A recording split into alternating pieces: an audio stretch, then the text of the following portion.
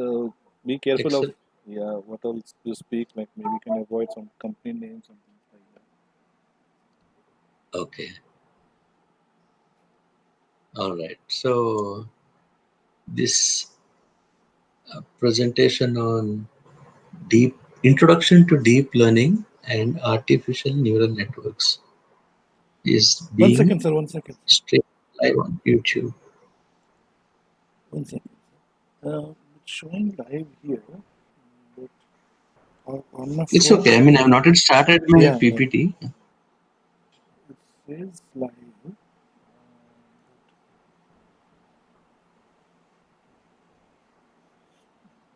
Stream. Yes, now we are live. I think there was a delay. Yes. But now we are live. I've not yet started my PPT. So yeah, your voice that not yet started is also recorded.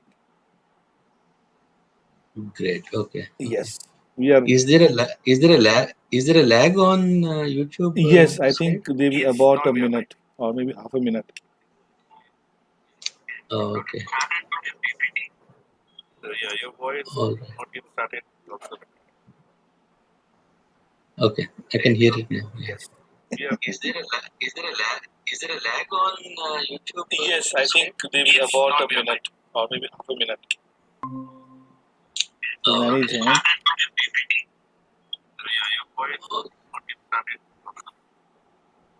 So Swapnil, when I talk, it will repeat after I say. No. So what I'll do is I'll put my phone far from the mic, or I'll mute my mic itself. Or you? Okay, so we are hearing it back from your phone. Phone, It's yeah. Google Meet So phone. yeah, just testing the phone. So Okay. what I'll do, I'll mute my mic itself. That will be better. All right. Okay, So good. what I'll do is I'll put my phone far from the mic, or I'll mute my mic itself. All right, that's good. Nani has just joined. So Prakash, good morning. Yeah, just testing the phone. So what I'll do, I'll Hello, mute my mic itself. Prakash, can you hear me? Nani Prakash is on mute. Yeah, he's on mute. So can you hear me? Ebu sir? I think that's good enough. Gautam and Hello? Gaurav, I don't know. They're not confirmed last night. So I think I'll get started and keep it to our scheduled time 11 to 12. Okay.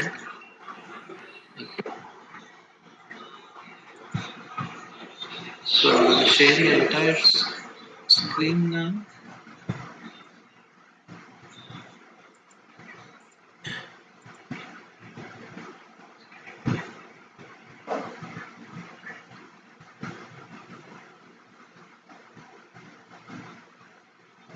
Alright. So I guess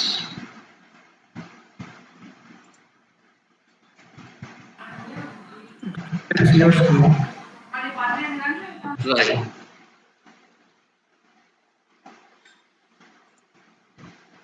Alright. Can you see the screen now? Introduction to deep learning VNN. Yes. Alright. So welcome all to this session, Introduction to Deep Learning. And Hyderabad Software Consultants is a recent meetup group that I and a couple of people together started. Hello, Swapnil and Gaurav. Let's see how we develop this group as we go along. Our objectives are we will share the knowledge that we acquire while working on our respective projects, the project experience, and the technologies behind the project. So the future is going to be a lot of what we call as gig economy, full of freelancing and remote job opportunities. So the proportion of consulting work and the nature of work where individuals will be given specific projects on consulting basis will be increasing, particularly after this pandemic effect. Now, what that means is a person will be at a disadvantage if they are stuck to one or two technologies. It's good to be knowing as many technologies as possible and go deeper into a couple more technologies than what you're doing in your current job. So let's plan together and contribute to each other's knowledge, help each other out, and then grow this group. The people who attend this Hyderabad software consultants sessions will be added to the WhatsApp group. Um, Unfortunately, I think there's no new person today, but I think I'll go forward and add some more people, though they have not joined. So my name is Mehboob Hussain. I go by the initials MH wherever I sign my products or presentations or something. My homepage is bit.ly/Mehboob. So the one-liner about me is I graduated in 1991. So at that time, most of you must be small fellows. Total work experience I say is currently nearly 30 years, which is 1 year um rounded up from 29 because I graduated in 1991 from NIT Nagpur. I also have an MBA from Webster University in the USA. When I was working there with FedEx, I did part-time classes and acquired a MBA from Webster University. That's a brief introduction about me. And as far as this group is concerned, who are all attending today, I have worked with Sai for 4 months. No, out of 4 months, 2 months, and then he was out of the project. I have been associated with Swapnil for a long time. And Durga and Prakash have introduction to machine learning. They have attended my classes and know about that. So with that introduction, let me get on to the presentation. And uh, this is the key agenda for today. And at a broad level, we will give get the understanding of the concepts of deep learning, in which the so-called activation functions play a key part. Now, how do we build a ANN? ANN means artificial neural network, and more importantly, how does it learn? How does a something that is man-made learn on its own? What are the steps in that? I'll be showing three examples today, which will give a flavor of what can be done with basic artificial neural networks. And if we have time, maybe look into detail about a few important Python functions. But most of the Python code is freely available. The documentation is very clear on that. And if there are any questions and answers, I will take them towards the end. So this is what I seek to cover today. And like they say, you can please feel free to stop me at any point so that we can clarify anything that is not clear from my side, and then we can proceed. All right. Um, Deep learning is part of AI. That's the key takeaway from this side. But there is a lot of ground to be covered here. Now, the main part of the whole data science subject is machine learning. The classification is done as deep learning is a subset of machine learning, and machine learning itself is now under what is the overall encompassing subject called as artificial intelligence. Artificial intelligence covers everything from our core algorithms that we study in college to the applications of machine learning to bring it to a very human form and very intelligent form, like robots and self-driven cars, various levels of automation. So if you're doing deep learning or machine learning, you are actually doing and learning a subset of artificial intelligence. Of course, converting it into a humanoid form or applying it into forms where the thing behaves almost like human beings is the next step forward. Uh, at the core is machine learning. Now, the machine learning and any part of deep learning follows a certain cycle. The starting point is always data which is historical, which is uh, verified, which you know is the data which you collect through various means, and a pre-processing phase happens. Lot of times data has many problems, missing values, duplicates, the ranges of one column are not the same as ranges of different column. Sometimes values that are supposed to be increasing will be decreasing. There will be a mixture of numerical data and text data. Text data is called categorical data in data science. So all that cleaning and all has to be done, whether you are doing AI or statistics or machine learning or any part of data science. Now, the key part of machine learning is that the algorithm learns by constructing what is called as a model for the data that you have started with. Now, constructing a model is a kind of a fancy term. Basically, I try to simplify to my students saying, what is the mathematical representation of the data you got? What are the formulas or the set of equations that will describe the data that you have got as a starting point? So if I insert some x values in your mathematical formula or mathematical set of equations, you should get the y values in your data set. So, what is the mathematical concept that will actually describe your data, which is just numbers and text? So, that is called as constructing a model. Now, machine learning relies on the model learning itself and increasing its accuracy.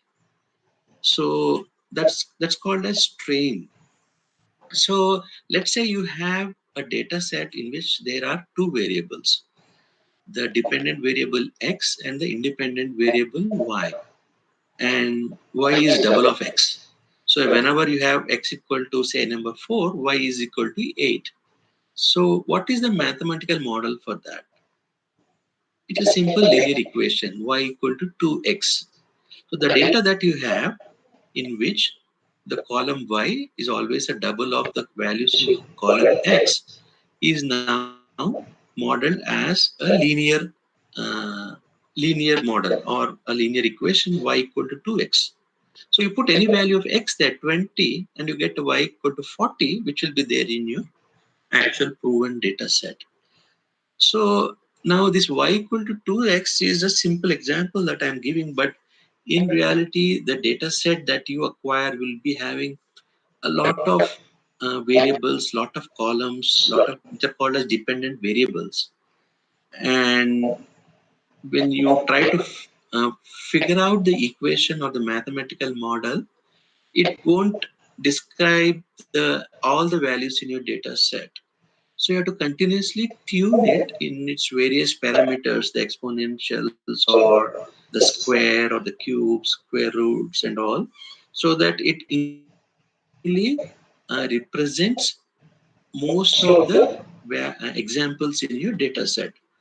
So once you have trained and tuned it, you evaluate and see what the accuracy is in your data set, how many of your data points are now fitting or being described by the equation or the model that you have uh, finalized on.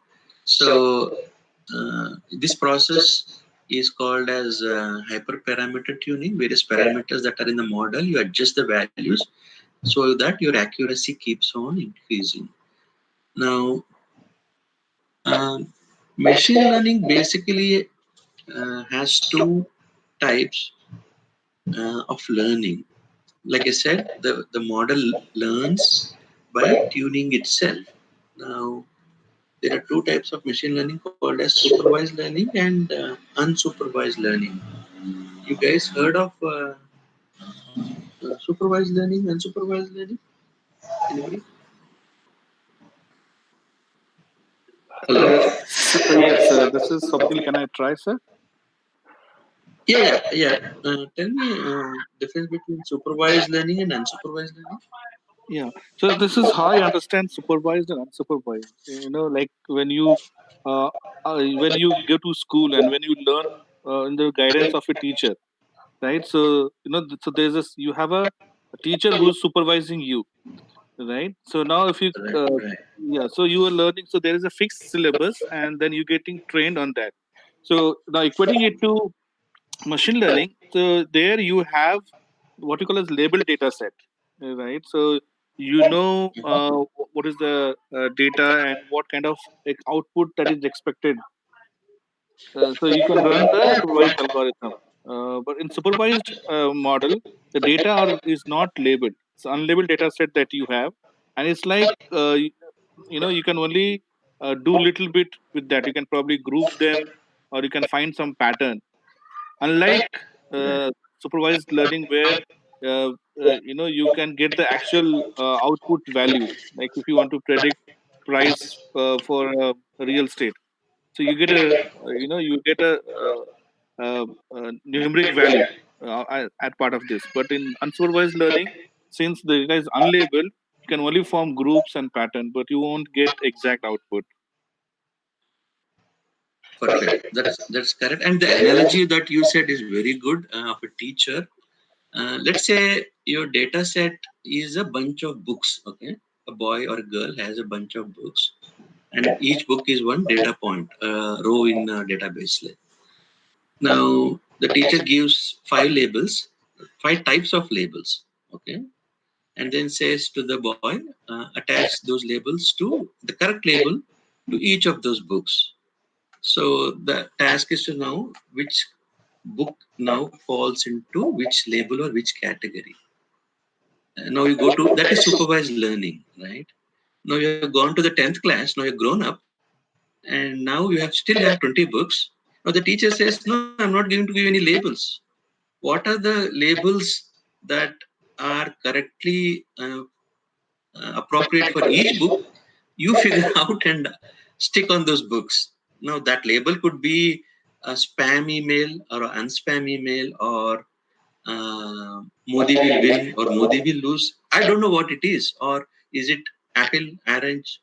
So based on what you see, what books you have, what data you have, you figure out the appropriate labels. And I want five set of books. Now what those five I'm not saying, you have to decide based on the data you have, and you classify and figure out the labels and classify them.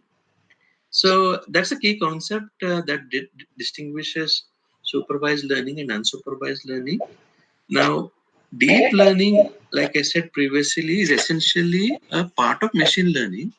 So it follows all these steps that I have shown in on the left bottom corner: gather data, clean the data, choose the model, train the model, evaluate, and keep tuning it. Now, once you have done and finalize your model for any set of data that is coming in new, you can start predicting and classifying the data. So the same steps apply to deep learning also. But what makes deep learning different from machine learning? That's the question. And to answer that, we look at brain. Now, whatever seven steps we have discussed till now, there is nothing about the brain in that. It's basically taking the statistics or mathematical knowledge you have and then applying those to um, to the data you have. Let me go back to the previous slide. There is one main step that is the key part of machine learning, which does not appear in any other branch of mathematics or analysis. That is the splitting of the data you have into training data and test data. Like I said, first when you start with your project, you collect your data, which is known data, verified data, but you don't model the whole data set. You don't find the mathematical equations for the whole data. What you do is you divide the data into a training set and a test set. You do the modeling only on the training set and evaluate the accuracy or how good it is on the test set. So if you make an equation on 80% of your data, and if you say, let me see how much well it is getting the output values for the test data. So I put the test data x values in that formula or equations. Am I getting the y values or the output values in the test data? Now this split is very essential because uh, a set of data that is already classified or already labeled or already has output values. How well your mathematical formula is actually giving those values will give the accuracy. If it is not accurate, you choose a different model or you choose different set of parameters in the same model. So this is something I forgot to tell on this slide, that the key difference between machine learning and any other form of analysis that I have seen is the splitting of your historical data, your known data, into training data and test data, training set and test set. Okay, so with that we go forward again. Um, our body is full of cells, but the cells in the brain are different from the cells elsewhere. No wonder, because that's what makes a brain a brain. A cell in a brain looks like this. At the center, the cell has a kind of a circular or a oval structure. It's the neuron. Now, every neuron has fiber-like or thread-like strands that come out of that main part, which are called as dendrites. You can see dendrites coming out of the cell, and then again they branching into subdendrites. But one of the dendrites is a long one, the longest dendrite. It's called the axon, right? Now, the axon, like other dendrites, also um, divides into strands and fine fibers at the end. But the end of each strand, there is a bulb-like thing, and it's called synapse. Now, the dendrites of axon are called teleodendria, and at the end they have bulb-like things through which some transmission happens. Now, what is the transmission? Those transmissions are electrical signals, as I have shown here. Okay. Uh, Now, based on sensory inputs that you receive in your body, some electrochemical some chemical processes happen inside the nucleus of the neuron. Inside the nerves in the neuron cell, some chemical processes happen which will increase the electric potential in that cell. Now, once the electric potential crosses a particular threshold and crosses a particular duration, the signal transmission happens. Now, when the electric signal or the voltage goes along the axon to the synapse, it gets transferred through the dendrites of a neighboring cell into a electric signal for that cell. Now, that cell, the receiving cell, also behaves in the same way. If the electric signals that it receives crosses a particular threshold and happens for a certain duration, it starts transmitting its own. electric signal or potential, and some books refer it as voltage to its neighboring cells. Now, just remember that every neuron has at the end about 100 plus synapses, right? Uh, so the exact number is 104, and all neurons are therefore excitable due to the maintenance of voltage gradients. Basically, electric potential, there should be a difference in the potential only, then voltage gets transmitted. Uh, See, the how a brain learns, the learning process in the brain is not yet fully understood. But the most of the scientists know that by strengthening the connections between one neuron and another neuron, learning can be improved. Now, that concept will come back to later. Strengthening of the connections between one neuron and another neuron is how learning in the brain happens. So, hold on to that thought. We'll come back to it a bit later. And in the next slide, we are seeing here that kind of a two-dimensional view of the brain. The brain is not like this actually. It's like a sphere.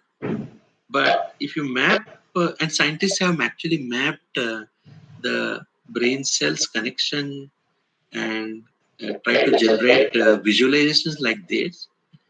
The key takeaway here is that neurons kind of uh, arrange themselves in a vertical layer. It's not clear from this diagram, but at some portions you can see that there are a bunch of neurons that accumulate closer to each other and kind of form a vertical layer. And it is these places where the transmission or um, the pulse that is given, the electric pulse that is given happens the most. Now, the title I have shown is vast network here, and just to give you a hint of what we are talking about, the human brain contains 100 billion neurons. 1 billion is like 100 crores, and we're talking about 100 billion neurons that each human brain has. Now, each neuron connects to 1 lakh of its neighbors. So the neurons are like packed in a small area. Each has about 104 synapses and 1 lakh neighbors. Total population of neurons in the brain is 100 billion. So the if you get interested in the functioning of the human brain and its architecture, it's a huge subject of continuous research. The architecture and the knowledge about the human brain is the latest and greatest field of uh, understanding, and the insights into this field are continuously growing. All right. Now, at some point, I think this is one in the 50s or 60s, a couple of scientists called Kalloch and Walter Pitts conceptualized an artificial neuron. And this is a mathematical representation of how, if you use the human brain and the axon, can we do mathematical operations? And it turns out that we can. And here it is shown two cells, and based on, and the output of one cell is the input of the next cell, and by combining the output of the previous cell you can always get a proper output, and that can be used in any logical operations. So the first one is simply the identity function, the first sketch shown on my screen. If neuron A is activated, then your neuron C also gets activated. This is how you can represent the mathematical equation. The second performs a logical AND. C is activated only when both A and B are activated. Um, remember, we are only doing a mathematical, exercise here. The physical manifestation could be in terms of mechanical levers or circuits with all those diodes and electric signals. What I'm talking is just the mathematical mathematical exercise. So the third one is the using neurons to perform a OR operation. Neuron C gets activated if one of A or B is activated or both are activated. Last one is A and not B. So C is on if A is on, but B should be off. So that's the first step that happened from moving from understanding the brain to putting that in the sciences. So a further step is done by a scientist now. We are in 1957 by a guy called Frank Rosenblatt, who made a slightly different abstract or concept called LTU, linear threshold unit. Instead of giving an input and getting an output like the previous artificial neuron, what he said was the inputs should be multiplied by some numbers like coefficients to the variables, which he called as weights. So if we have three input variables, multiply them with three weights, W1, W2, W3, add them up, sigma them up, and then pass that total, the weighted sum, into a function to get an output. This is called as a linear threshold unit. Now, where the threshold word coming, I'll tell you in a couple of minutes. But this is the next step towards building artificial intelligence through neural networks. So instead of having just two neurons giving, in which one gives input and the other gives output, we have here multiple neurons with inputs but multiplied their values, summed up, and the summed values passed through a function. Apparently, this is a very, very revolutionary thought. I mean, as it has has proven later on. I mean, it looks very simple. That you multiply them with some numbers, add them, and give them as input to function, and get output. But you keep on defining this concept, and you get into very, very powerful mechanisms uh, to do a lot of scientific things. So the next key term that you guys have to know is perceptron. So in the previous slide, I showed LTU, linear threshold unit. Here we have a set of LTUs. In fact, we are showing three LTU. So a perceptron is nothing but a set of LTUs. Now you can see that in each layer, the neurons are connected to neurons in the previous layer, and you get the outputs from each of the output layer neurons.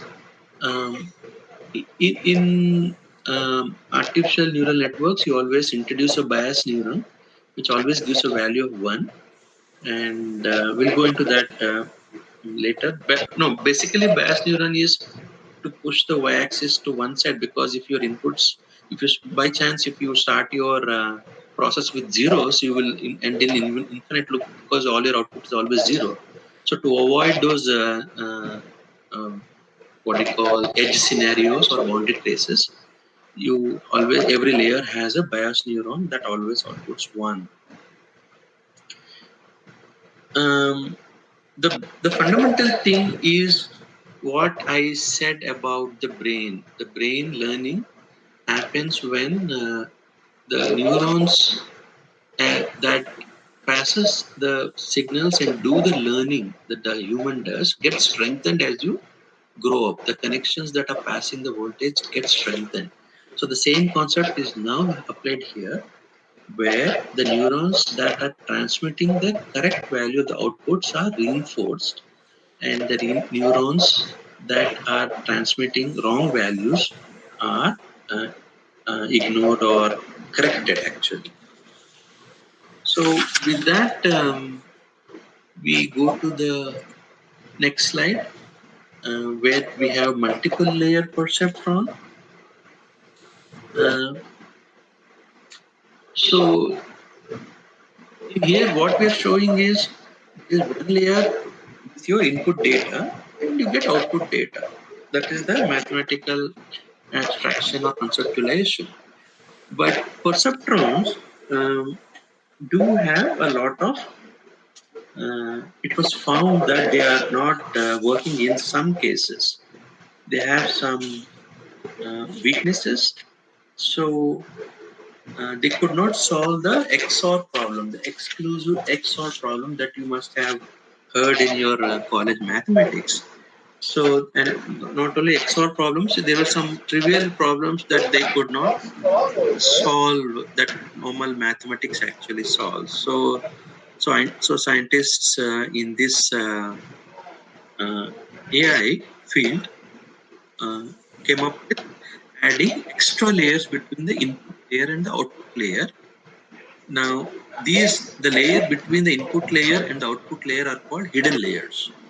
Now, this was done by a couple of scientists called Marvin Minsky and Seymour Papert in 1969, where they proposed that if you add more layers to a perceptron, it actually models and solves most of the mathematical problems, and the problems that are not solved by the perceptron are solved by multiple layers.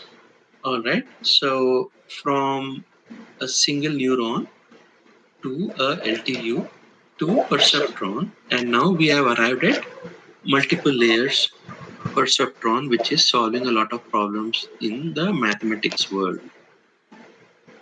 So I'll take a small detour here.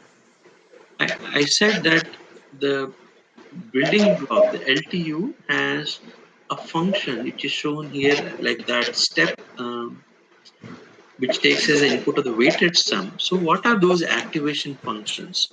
We will take a look at a few of them, and then there is an important algorithm in machine learning called gradient descent. Now, to understand the intricacies and go into depth of gradient descent itself takes maybe 2-3 hours, but I'll give a brief idea about that. So, what are the activation functions that a neural network can have? The first possibility, or one of the important ones, is the threshold unit.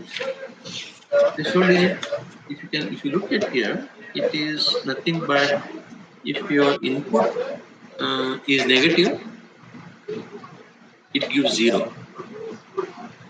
If your input is positive, it gives 1. Right? So, so mathematically, t of x equal to 1 if uh, x's, the summed inputs w and x are negative, sorry, positive, and it is 0 if your weighted sum of inputs is uh, positive. Simple function. Any negative value input, you get 0. Any positive value input, you get plus 1. This is an important function that you will see in machine learning, particularly in the application of an algorithm called logistic regression. Right? Now, sigmoid functions are functions that have visualization of a S shape. So they take kind of a bent S around the y-axis. So any function that has that shape is called a sigmoid function, coming from the Greek word sigma for summation.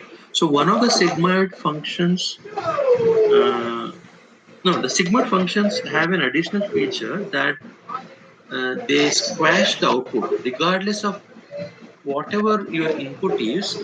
They give the output within a boundary, within a lower bound and an upper bound. That's why they're also called squashing functions.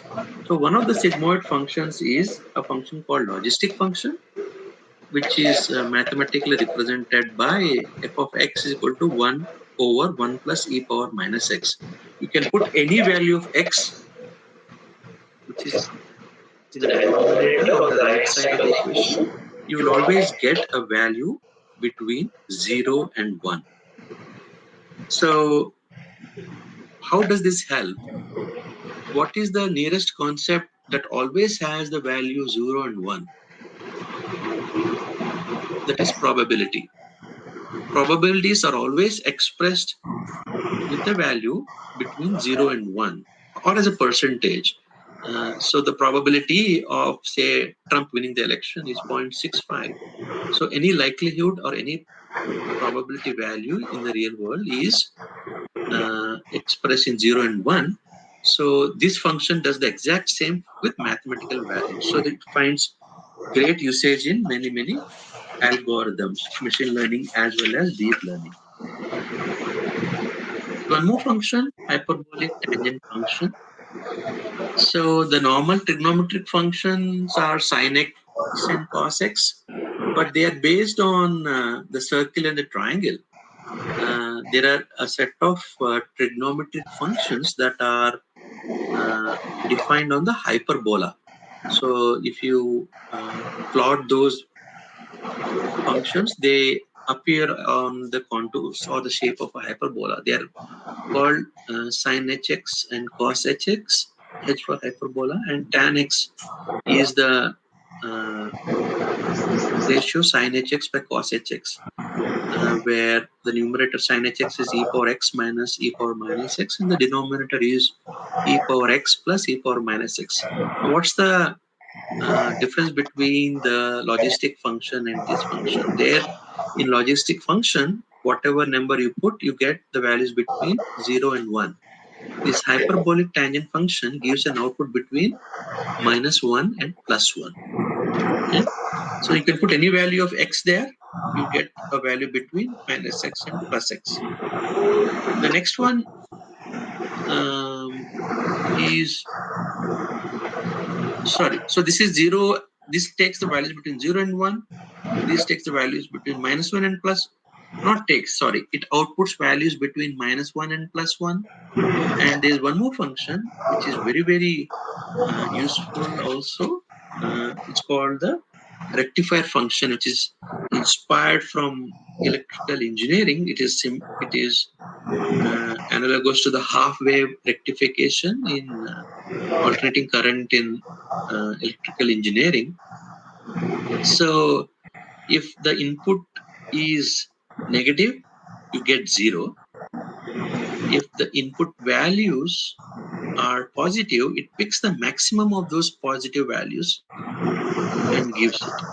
So you always get a line which starts from 0 and gives a positive value. So you can put any number in that function, you'll get either a 0 or the max of the x values that you pass in as input. So those are the activation functions. And then I come to the main important, this is the kind of difficult part. After the session, if guys, if you have time, try to find about gradient descent, which is very important concept to learn in understanding data science or machine learning DL projects. So let me try. Okay, gradient descent is a function to find the minimum value of a differentiable function.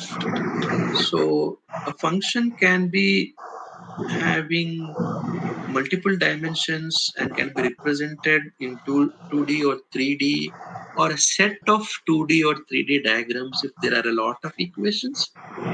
But that entire set will have only one minimum. So it is a iterative algorithm. It takes some initial set of parameters, right? And then it finds the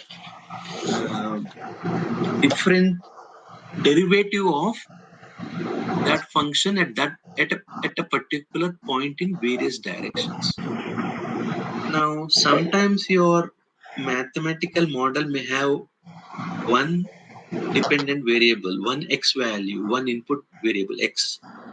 But many times in real world, it is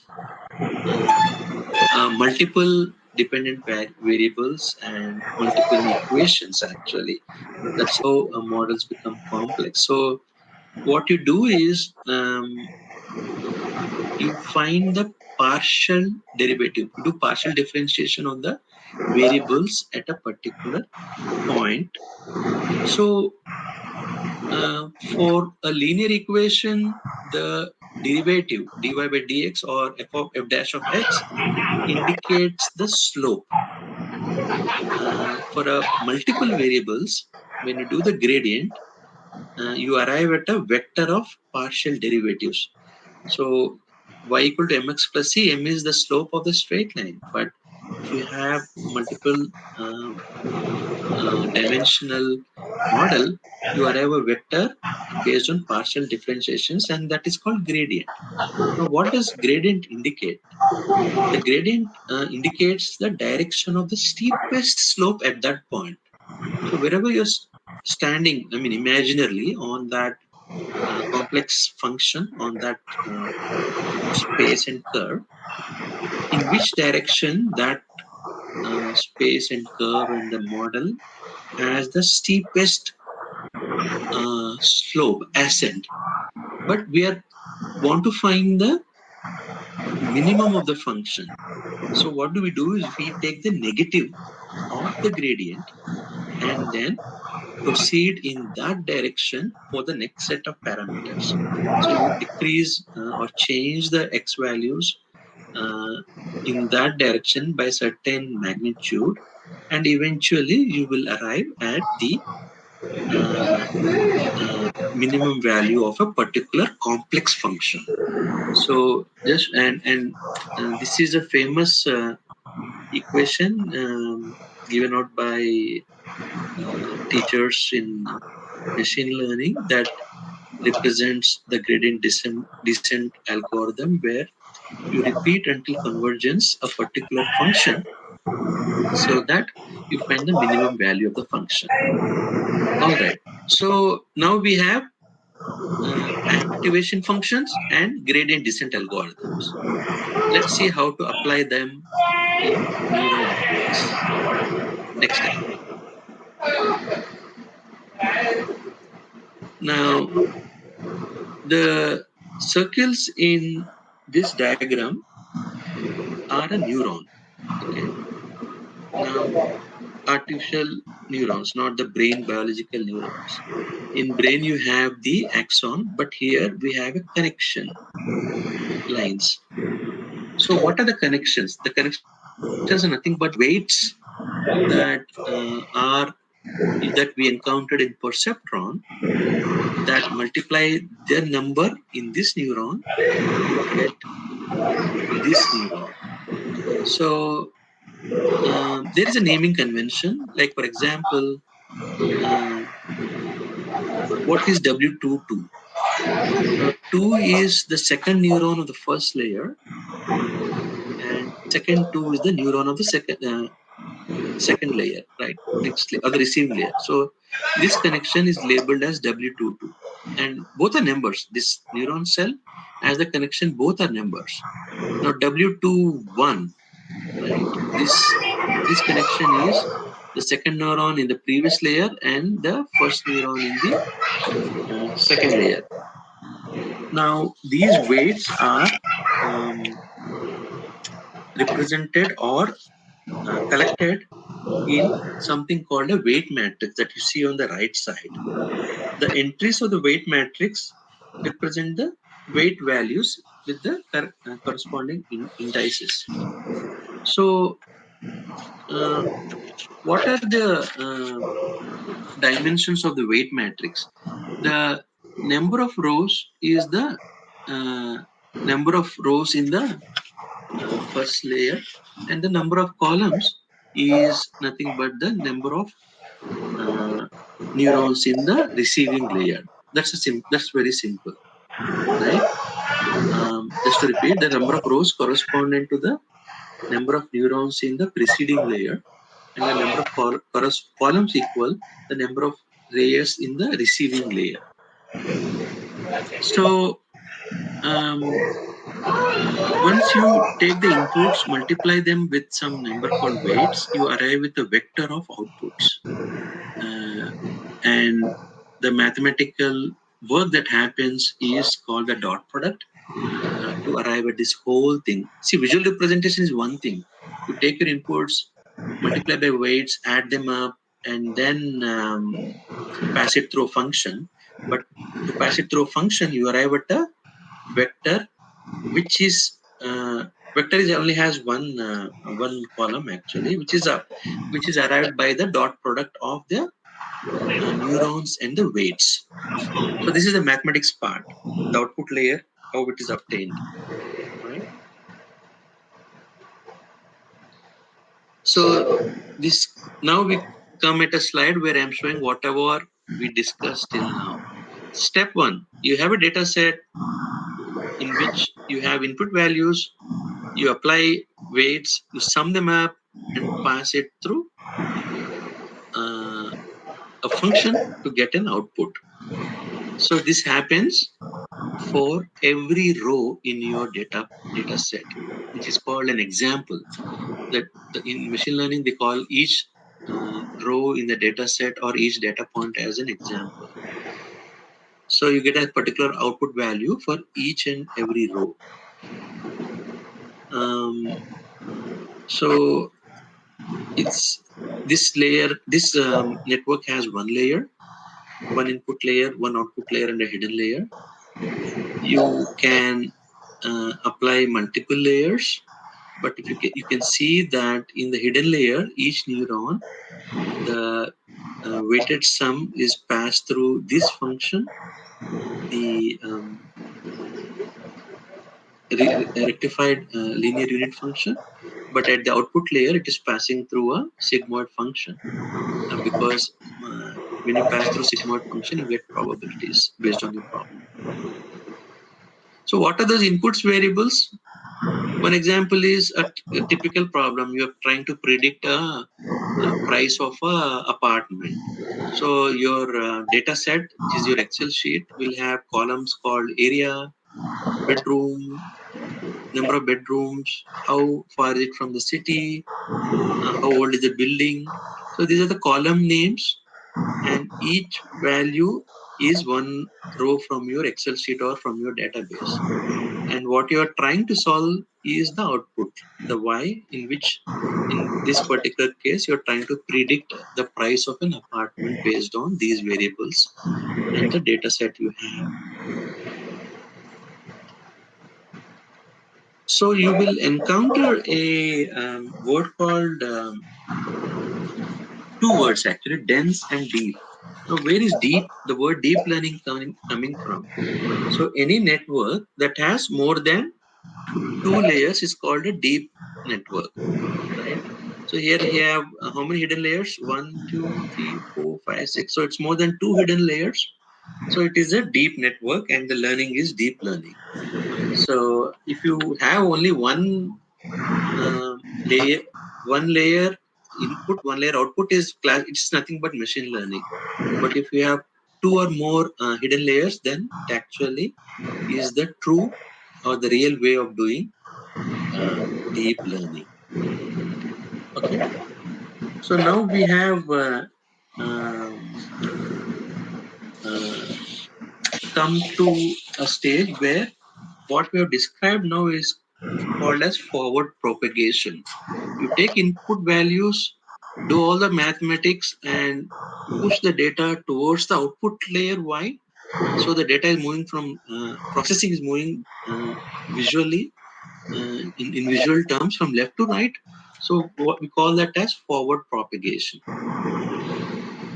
So what happens when you do forward propagation? So guys, you're able to hear me properly, or am I clear? Hello? Hello? Yes, ma'am. Okay. So So I'll continue. So this is some basic data set. I mean, it I think came from an example where you predict the marks of a student. How many hours that guy or girl has studied, how many hours left and all this. So one row has three columns. The row ID we don't pass it in the neural network. It's just there in your data set. It's not contributing to the output. So the variables, the dependent variables are study hours, sleep hours, and quiz, which are part of this, and they go row by row, and then you calculate a particular. You put all those W's and sum up, pass through various functions, and arrive at y. Now, the y you arrived at using this model, is it the same as the y you got in your data set? Typically, it won't be. The actual value will be y, but the calculated value will be y hat, what you got. But in your data set, you will have an actual y, something else. The difference is the loss, the error. Some people call it the error, some people call it the loss. So for every row, you can have a error or a loss in which is the difference between your calculated value or the output value and the actual value in your database. So turns out that as you input various, suppose your data set has 1,000 rows or 1,000 um, in a database or in Excel sheet, wherever in your database, the losses itself can be described by a function. The difference between actual and output, if you put those values in another column, uh, they can be described in a function. That means you can model the errors and describe them in a mathematical representation. Some losses, that is the values in your loss column, can be a quadratic function, can be a cross entropy loss function where it is a sigma of the log of the actual value, or it can be a mean squared error loss function. So in the forward pass, once you sent all your input data and arrived at your output values, you took the difference with the uh, calculated and actual values, then you figure out which function best describes that column of loss values or the error values. So now starts a process called backpropagation, and this is where gradient descent algorithm is applied. So you have a loss function and you go back to each and every layer and correct the connections. The connections are the weights, W's, that we have discussed till now, based on the gradient descent algorithm. This is where the gradient descent algorithm comes into play, right?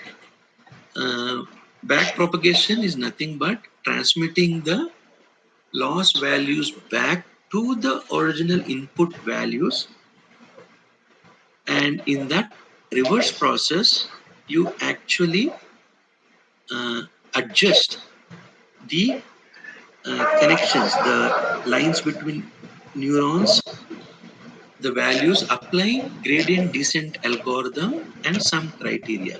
So at each layer the gradient descent algorithm is applied at this layer, and the connections are adjusted. That is, the loss is distributed among these connections, so they are now uh, having a different value. So the back propagation goes back, correcting the W's because the loss is there, and in order to minimize the loss, you apply the gradient descent function. Remember, the gradient descent function is the algorithm which can be used to estimate the minimum value for a particular uh, function. That's the algorithm. So our intention is to minimize the loss function, and in order to do that, what are the parameters values? In this case, these are the connection values between the layers. So the back propagation happens. Now this happens for your whole data set. All right. So you may have here by sample I'm showing 8, but typically your data set could be 1,000 or 2,000. So all your rows have to do the forward propagation and the backward propagation, right? So when the whole data set does the forward propagation, which is the weighted sum, activation function, blah blah blah, multiple layers, and the backward functions, which is gradient descent algorithm at each layer, apply and correct the weights. When the whole data set is done, one round of forward propagation and backward propagation, it's called epoch, EPOCH. So if you have no in your algorithm, you can do the forward propagation one row at a time, or send it as batches. So if one batch goes forward and comes backward, and you send the next batch forward and backward, and you keep it. So if you have 1,000 rows in your database, and you send 500 rows at one time, so your one iteration has 500 rows. So your process will have two iterations, and the two iterations are one epoch. Now you can have multiple epochs and keep on increasing, so that your loss values become zero, and the model becomes exactly or as similar as possible to the output you got in your database. So here's a recap. What have we covered? Original input can be um, the rows like area of a flat, how far it is it from downtown, and so on, or it could be a digit or an image, like you see at the top left. That is an input here in this network. It's the image of the digit 4, and this flowchart shows the whole algorithm, but in a vertical, the standard flowchart that we are normally used to do in engineering. Input data goes through successive layers. You get the predictions, compare to the true values, generate a function, use it to optimize. Our optimizer is normally gradient descent algorithm. Adjust the weights and keep repeating till your predictions match or are as close as possible to your y values in the database. Um, in modern MLPs, multi-layer perceptrons, a function called softmax is introduced. I don't want to go into the details, but that is an additional layer that all neural networks have. Briefly, to tell in 1 minute, softmax is the opposite of hardmax. Hardmax is nothing but the normal max. If you give a set of value, what is the maximum value? That is max. That is hardmax. Softmax is if you give a set of input values, it calculates the probabilities of each of those values. It's a funnily named. Why it is called softmax, we don't know, but it comes up with a vector of probabilities of uh, each value, so that you pick up the value with the highest probability. So that's kind of the one-liner, two-liner of a softmax. In all your modern neural networks, softmax is introduced at the last, particularly when you want multiple outputs, not a single uh, value of output.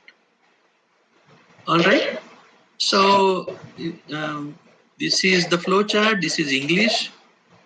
7 steps of the neural network. Randomly initialize the weights to small numbers close to zero but not zero. Input the first observation of your data set into the input layer. One feature, that is one column, one x value into one node. For forward propagation from left to right, neurons are activated, so that the impact of each neuron's activation is determined with the weights, and propagate the activations till you get the result y, compare the result to the actual result, measure their error, and the back propagation is right to left, the error is back propagated, and as you propagate it, update the weights according to how much they are responsible for the errors.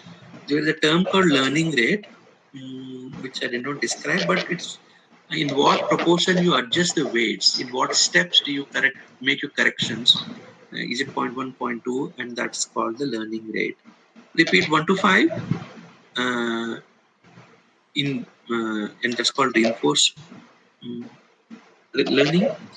Steps to 5, but only after a certain batch. That's called batch learning. When the whole training set or your database is passed to the engine, that makes an epoch. Repeat with more epochs. So that, gentlemen, is the first basic working of an artificial neural network. So all this, the past 45 minutes, whatever I'm talking, or maybe nearly 1 hour, actually happens in 4 lines of Python code, or 5 lines. And that's what is a bit disappointing, because Python is so powerful that all this concept would take half a day of coding or like 1 day of coding, I would think. So you learn a lot of theory, Arey Baba, let me apply that, and your problem gets done in like 15 minutes of coding. So in an artificial neural network, so that's why in a way I appreciate Python a lot, because the actual coding work is very, very less. The thought process, the data cleaning or the tuning, the logic you want to apply is more paramount and important in the coding. So what I use and what I would recommend is the library called Keras. Keras is a layer over TensorFlow. Now TensorFlow came out of Google to leverage the GPUs in a computer. Right. The as you add more and more layers, how many more CPUs can you add to fasten the computation? So TensorFlow started, and these are all calculations. There is nothing except logic work there. So which graphical processing units people use for video gaming or very fantastic resolution? So TensorFlow started using both of them. But the TensorFlow installation and usage is slightly cumbersome, takes long just to install. You have to sometimes go to the BIOS level also on Windows or Ubuntu to make it work. So uh, uh, Google came out with something beautiful called Keras, Keras, which is a layer of over TensorFlow. What it does is it does all the plumbing work to transform the Python code.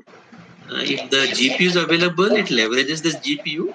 But if your computer has only CPUs, it will utilize only the CPU. So you don't have to keep fiddling with your code, and the compilation problems, error problems, all are automatically undertaken as far as the hardware layer is found. So there are two ways to run an artificial network in Python. One is through something called sequential. The other is layers. In this presentation today, I'll cover only models and not layers. So when you create a network called models or sequential, you just keep adding layers. In each layer, how many neurons you want, and that is given by units. And for each neuron, what is the activation function? We've seen 4 or 5, and here rectified linear unit function, and you tell the shape of the input data sets, how many rows and columns it has. So you keep adding layers. In the last line, you can see that you are adding one more layer with 16 neurons, and the activation function again there is ReLU. Now dense means every neuron in a particular layer is connected to every other neuron in the preceding layer. So we want a dense network. So you just say layers dot dense, and then give the number of neurons you want and the functions you want. One more layer the output layer is always specified by units equal to 1. So when Python sees units equal to 1, and it knows that after this, the output has to be given. And in a particular problem, if you want one value, a probability, you give a sigmoid, not a cross entropy. Then you compile, and then you can use it this function to either predict or see the accuracy or do stuff like that. So that completes the theory part. I'll quickly show 3 examples. Before that, any comments from you guys? Any questions? From my side, no, because I'm practically new to this, and I think we need to have a strong foundation of mathematics also. Right. So initially the foundation you will require will be Python. But if you want, as you grow in the data science or a data scientist line, once you want to become a tech lead or a data scientist in that line, the mathematics part has to keep on getting strengthened. But to start off as a data engineer, not as a data scientist, Python is what you need. But eventually, as you progress in the career, you will have to get as strong or as well as possible in the mathematics side. Mm. Okay. Okay. So, I'll show you one way in the third example, Sai, where after this, I know how fast you are, but today evening you will be coding deep learning. I'll show you in 5 minutes. Okay. Just wait, okay? Durga and Prakash or Swapnil, any comments at this point? Sir, what is the layers, sir? The layers that you told Uh-huh. to activate the function, Mhm. that Mhm. connecting the biases. How many layers should we take while we coding? Because when we have implemented more layers, there are more connections that are getting through, right? Typically, I am playing with 8, 16, and 32. Okay. Now, I did one network with 128 layers, and my laptop is i5 with the 4 cores. It took 20 hours. So I Okay. would say uh, for the learn, because we are learning, go with 16 layers and 5 epochs, 8 layers or 16 layers. Sorry, 5 layers of 16 neurons each and about 5 epochs. You start with this, okay? 5 layers, 8 or 16 in each layer and 5 epochs, and run your example data set. If you're getting the output in like few minutes, you're well and good, and about 90% accuracy. All right. Okay, sir. So, okay. So let's see in our examples. Sorry. First examples is a diabetes predictor. Uh, PIMA is Pima Indians are native Indians in America, the original American population, uh, found in some states of the country. And from the Indians, there is a data set available which will predict the diabetes, or which has data about the diabetes of those people. So the variables collected are has 5 columns. Uh, Number of pregnancies, plasma glucose concentration, blood pressure, skin fold thickness, 2 hour serum insulin, body mass index, age, and so on. So uh, let me open the data set and the Python code.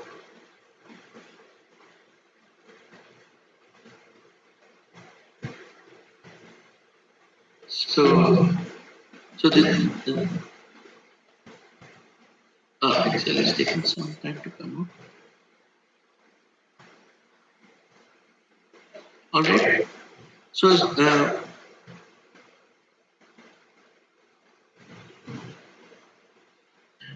are you able to see my Excel sheet? Hello. Yes. Okay, great, great.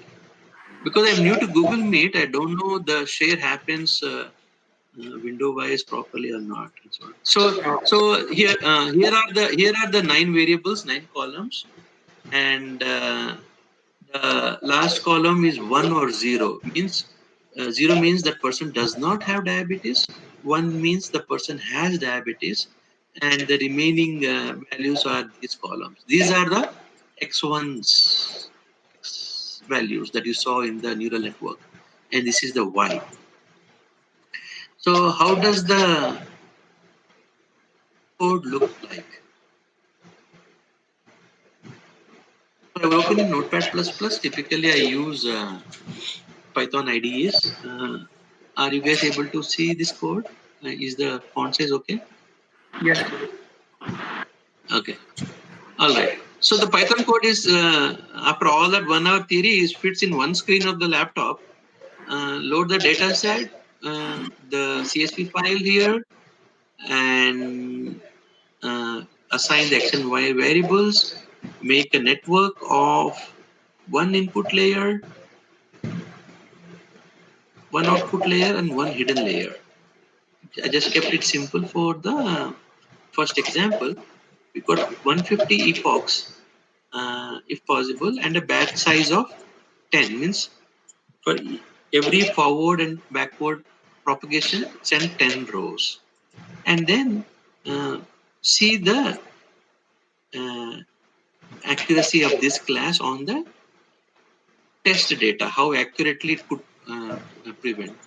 Just remember always the data set, whatever you have, database, you have to split into test data and train data and test data. You evaluate or you design the model based on train data and see how you accurate it is based on the test data. So let's see that working. I use Anaconda as the Python environment, and when you install Anaconda, you get Anaconda prompt, which is this. My terminals are fancy blue and white. I like that combination. So let's go to the oh, uh, oh, you can, uh, and my Python uh, code in a file called ANN, Artificial Neural Networks. Schema indent data is.py, and then I just run it like that. So Keras will normally uh, display a message saying I'm at the back end I'm using TensorFlow. So uh, it loads the data set and does that layer, and at the end there is a for loop for the first 10 cases. What were the actual and uh, expected predictions in the training data set? That's what it will do. So since I gave 150 epochs, means the whole data set has to go forward and backward 150 times. So it kind of takes some time. If you make it 5 epochs, it's faster. So all this is how Keras is using TensorFlow, which is actually using core 0, core 1, and how it is binding which thread in Keras, and then it gave the output. See. So in the training data set, this is the row in the Excel sheet, and in the y it is 1, and this our program also has got a value of 1, so it is accurate. So 0 0 1 1 0 0 1 1 0 0. This is where it got wrong, this row, and this is where it got wrong. So in 2 rows it got wrong, remaining rows it got correct. So you kind of add more layer or tune the learning rate or adjust the other parameters or the activation function, and you change the epochs. So to get all the predictions right, so that when you go into production, your model is actually extremely accurate, 99% or something. So it does pretty fast, and just imagine all this whole rows went 150 times backward forward, and it created the model almost to 80% accuracy. All right. So that's the first example, prediction of diabetes in patients. And the next example is classification of patient data sets. Keras has an inbuilt set of databases. One of them is called patient databases, in which there are images, in which above the image there is a label called dress or t-shirt or bag or hood. So we are using artificial neural network to tell it to learn that given image, what is its label, what it is it a shirt or a pant? That is this example. And in this example, I'm not trying any new image. I will only see what the accuracy is. In next week's session, next Saturday, we will actually take fresh images and see whether the neural networks predict properly or not. So a quick look at the code, and it won't have much difference. Same import libraries, and in the data set it has got numerical values, so we convert that into labels in an array called class names: t-shirt, trouser, pullover, and all. And in this time what I did is between the layers I actually added 64 nodes, not I think in the previous example it was 8 only, India database. So 64 nodes, and because this is image processing takes a while, I limited the epochs to 5. If you put 150 epochs, image processing takes a lot of time. We'll be sitting here. So let's run the program and see what it does. Okay. And I forgot the name of the program. Sorry, give me a minute. Fashion. So I just say Python and fashion MNS to put 5, and there are hundreds of images in the data set. So in the code, we actually, I forgot to tell you that before we start the building the neural network, there's a for loop which actually shows the 25 images after the loading the image database into memory. So those 25, just to give you an idea, are these 3, 4, 5. Yeah. So you have an image and which are pre-labeled: dress, t-shirt, sandal, and sneaker. So if you got a perfect model and you supply it a fresh image, it should do that, whether it's a t-shirt or a boot or whatever. For now, I'll let it run. So, and I give only 5 epochs. All the images go forward propagation, backward propagation, and you can see that we're kind of at 81% accuracy at the moment. The second epoch, it is about 85% accurate. Still running. Epoch 205.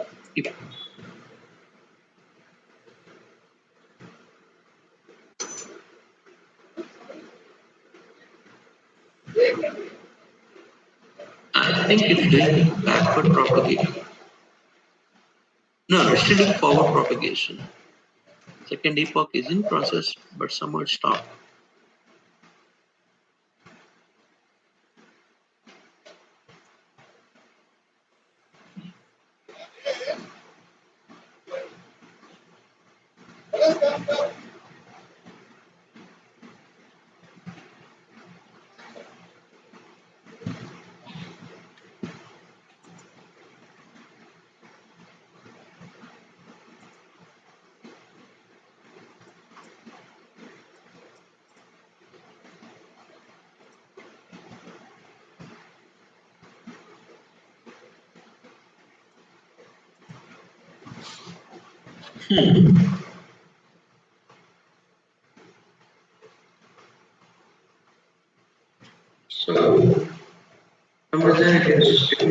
I'll go to third example and we'll come back to this, okay? So this is what Sai I was telling you. Go to these two URLs, right? Now, Yeah. so if you so if you have a Google account, so everybody has a Gmail account in the world. So if you go to collab.research.google.com, all you need is a Gmail connection. You'll get an entire Keras environment with CPU and GPU free of cost, and your files and code will be saved in your Google Drive. So I'll show that keras.io.examples.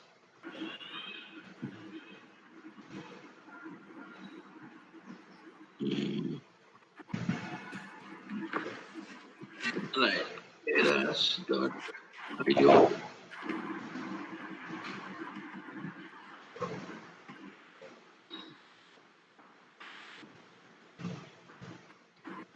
So this is a fantastic place to learn uh, uh, artificial intelligence and sorry, in particular deep learning through Keras code.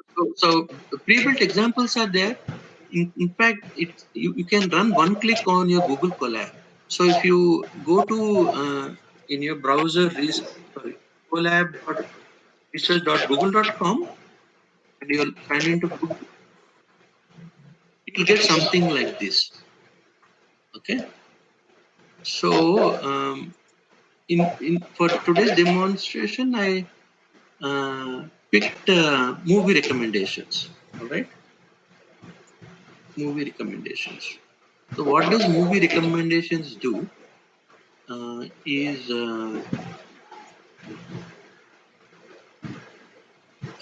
it takes the IMDb dataset movie lens, and we have to predict the ratings for a movie a user has not yet watched. So I am a member of IMDb or Netflix. I have watched 12 movies and have given ratings. Now, the system, like Netflix or any other provider, has to predict what I will give to the movies that I have not yet watched, and which one of them will have very high ratings, and those high rated unwatched movies will be given as recommendations. That's the whole idea behind this example. Now, collaborative filtering means in recommendation theory, there are two types of filtering: collaborative filtering and item filtering. Collaborative filtering means I buy something and or see something and give some ratings or rating. Who is a user who has a similar profile to me? Okay, now Sai has a profile similar to say a guy called Arvind, and Arvind has watched that movie, say X-Men, and he has given 4.5. So it's likely that Sai will also give a likelihood of 4.5. That's the idea behind collaborative filtering, where you find users or profiles similar to you based on some distance calculations in machine learning. And again, here also the funda is same: import the required or the steps are same. Import the libraries, do some pre-processing for null values and stuff like that. Split the data into training and test. In this example, they went with a 90%, 10% split. Create the model, train the model, and predict what the user will give for the unwatched the films movie they have not watched, and then recommend. So how does that happen? I'll quickly show how practice is. If you go to these examples and you pick up one like I picked up, movie recommendation, invariably they have a GitHub source. So GitHub Zindabad, the whole world works on GitHub and Stack Overflow. And the whole example code here is this. So keep that code in like that, and then go to your collab.research.google.com, click on new notebook, and the whole TensorFlow, Python environment, everything gets ready in the background. and it loads a new Python notebook. So you can see a Python notebook, right? So whatever steps I told here, I will just copy paste the code. First is import the libraries, um, which is I think this part, right? And then we go to one cell, copy paste. I think Durga and Prakash know the notebook concept, Python notebook.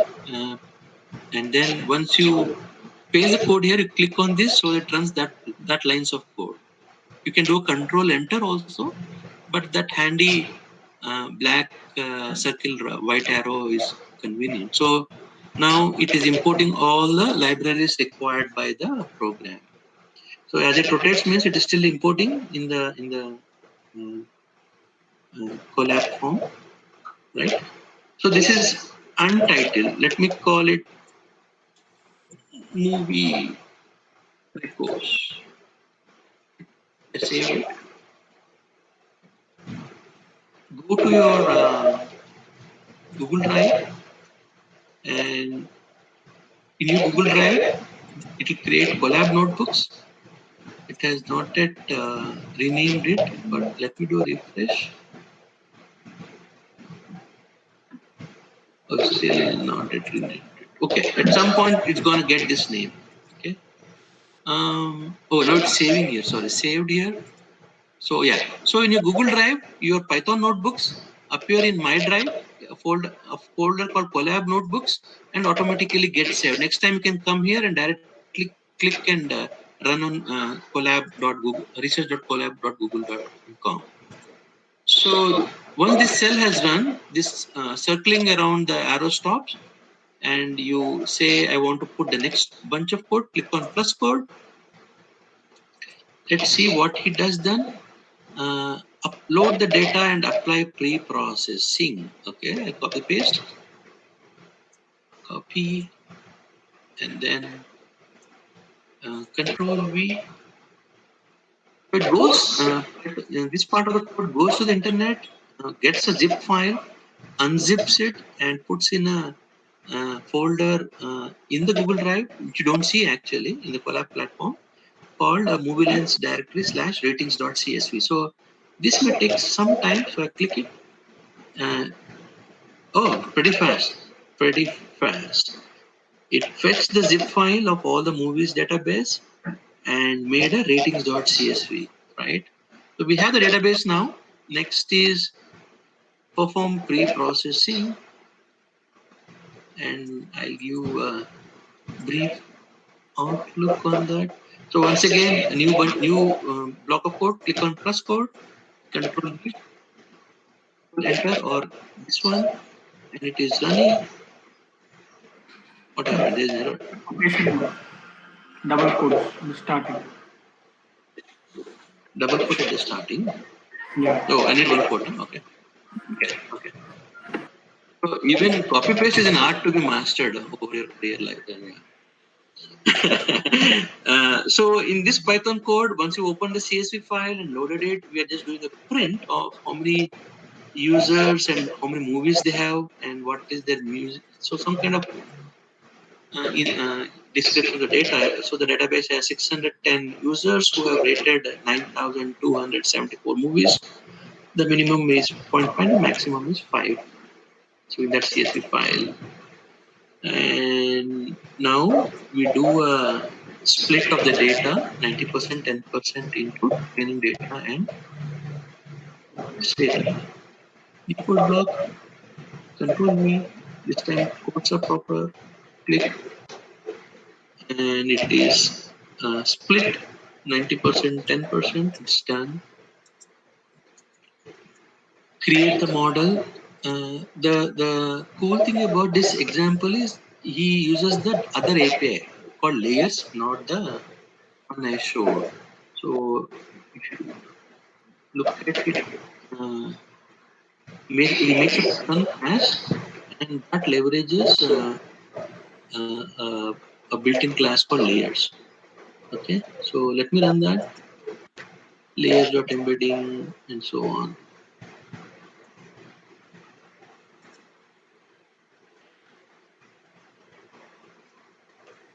So it has made the layers instead of the network. So now I'll go next.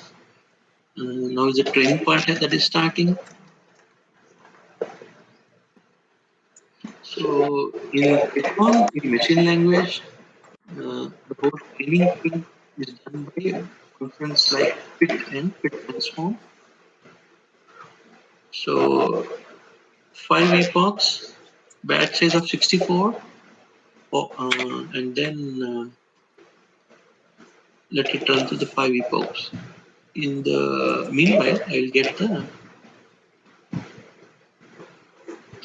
there is a code that this guy has done. He's an Indian guy actually, Mukherjee, and his code is there on kickross.io. What he has done is the loss itself for each epoch, how the loss reduced, he's plotted it. Cool thing. So let me do that. There you go. So for training data and for test data, the losses have been reducing with each epoch. History of what has been done so far. So next and the last step is pick up a random user and and apply that algorithm, collaborative filtering, and recommend what movies that guy should watch. And that's the last step. So another piece of code that will be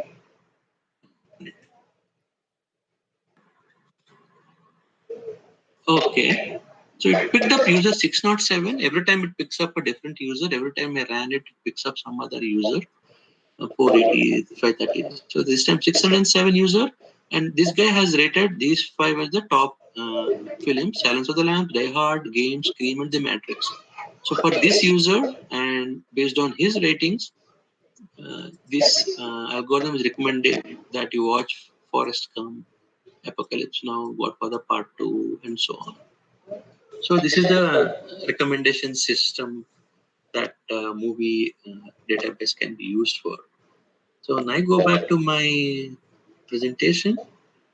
So just to recap, the first example was taking patient's database and use it to predict for a new patient whether that person, based on his blood reports and age and all, will have diabetes or not have diabetes. The second one is given an image, tell me what it is, t-shirt or ball or uh, whatever classes that we have identified. The third one is uh, if you give me a user with uh, that person's profile, we can recommend what movies that person should watch. All right. So that completes three simple examples because this is a small presentation, not a workshop. So the applications of deep learning are in social network filtering, image recognition, financial fraud detection, speech recognition, computer vision, natural language processing, visual art processing, drug discovery, bioinformatics, CRM, voice audio recognition, and many fields. So deep learning models are everywhere, and with each use case, you can use a slightly advanced network, not just the ANN that I showed. For some CNNs, convolution for image processing particularly, convolutional networks should be used, and for some other use cases, recurrent neural networks should be used. Nothing is better than others, but you all know by experience. But one thing I can say is that deep learning algorithms will outperform the machine learning algorithms.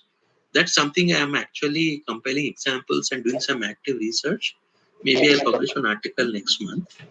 Uh, uh, if you have that inclination towards something different from regular programming, in regular programming, what you do is UI layer and CRUD operations with some business logic at the web at the app server layer through REST APIs typically. So you make screens and callbacks and graphs and dashboards and REST APIs and some business logic validations and calculations and all.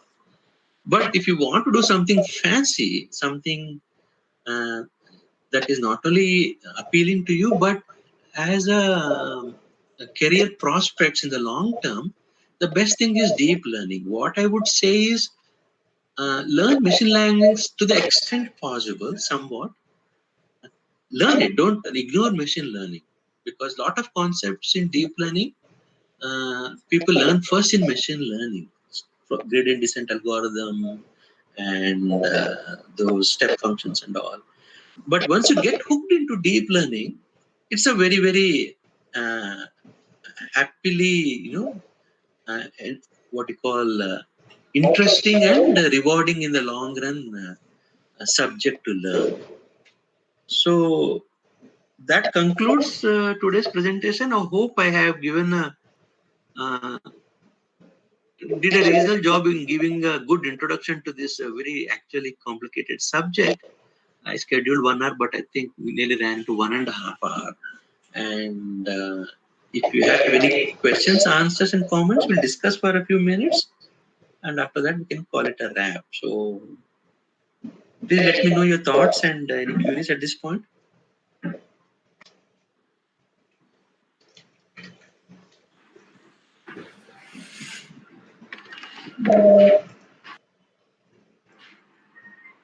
From my side, I think